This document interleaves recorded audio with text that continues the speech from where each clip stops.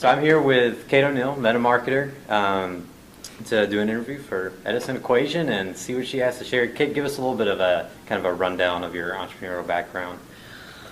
Well, I started Meta Marketer 2 years and change ago, and it's been an interesting ride. You know, with a couple of, as I'm sure everybody in their third year would be able to say, that there have been a few, at least mini pivots along the way. But Meta Marketer is really the first company that I've started, but I have done consulting solo a couple times, and really I have said a couple times in the past that my first entrepreneurial activity was starting a nonprofit organization when I was 17 years old. It was a youth theater company. Nice. And when I was doing my interview for the Entrepreneur Center for the I Am Music City video, Joe Kostelski prodded me to say, like, and it's about as profitable as it sounds. And it really was. It was. You know, we weren't looking for profit, obviously. Mm-hmm. I mean, obviously even nonprofits have to be able to sustain themselves, and we didn't really have the hang of that concept. So, but it was good. 17. It was a good experience. That's fun. And now where did you go? Where were you before the consulting and meta marketer? So Meta Marketer is what followed. I had a brief gig doing running the consulting side of Sightning, which is now Raven. Mm-hmm. I don't know if they've changed the legal name of the company, but they had Raven at the time. But John Henshaw, who's one of the partners, his focus was really on Raven, and he was looking for someone to run the agency side, the consulting side of the business.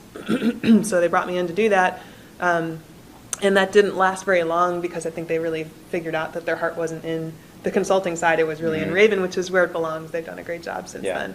But since we split ways, I had kind of my some momentum going around consulting and agency business. So I set up Meta Marketer. I actually set up Meta Marketer before I, like, as a domain and as a concept, before I went to Sightning, and it was one of the possibilities for what I was going to do next. Okay. It just kind of sat for 5 months while I tried Sightning, and when that didn't really work out, I was like, all right, well, that's cool. I'll go ahead and try. So you already had the vision for Meta Marketer, and kind of. I don't know that I had the full vision, and at the time that I started Meta Marketer, full time, the idea was more of creating an unagency.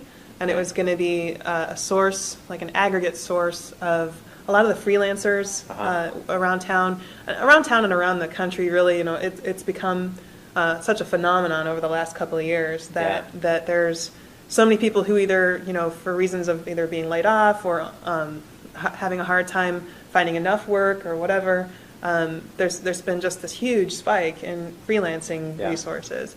And a lot of people are really committed to freelancing, and that's great. But a lot of people are just passing through, but they're still really, really talented while they're available as freelance resources. And so it seemed to me that there was an opportunity, and there probably still is, and someone's probably doing it well, but I don't think I did it very well when we started out with that.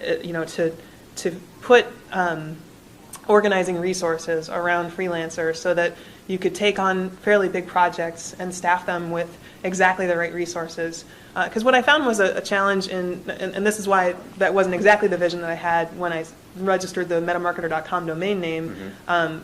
During the 5 months I was at Sightning, this really became crystallized to me that when you have staff resources, you're always trying to keep them busy. So the concept of capacity utilization is the model on which most agencies are run. So you have a certain amount of billable hours that have to be used, and that capacity has to be used or it's wasted.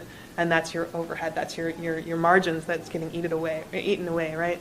And it struck me that that's not necessarily the best thing because, not only are you, kind of stressing and have that churn around, trying to make sure everybody's busy.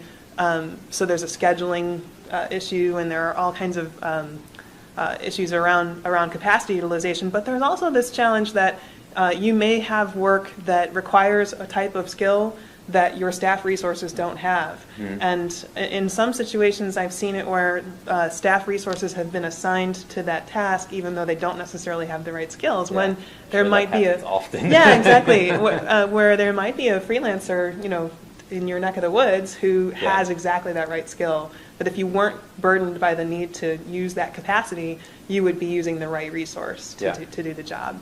So that was what I was really trying to address, and it turned out to be a lot more transactionally expensive than I was expecting. Just my time of kind of becoming familiar with the resources that were out there and kind of screening those people and really having a good feel for how to best utilize them. That was really challenging. I'm sure, like I say, somebody's probably figured it out, and it is a tough nut to crack. So instead, we mini pivoted and really stopped focusing on work that was going to require different resources and focused instead on more analytical work. And that was work that I could do, and I could have a small team around me that was very good at. So that's where we ended up.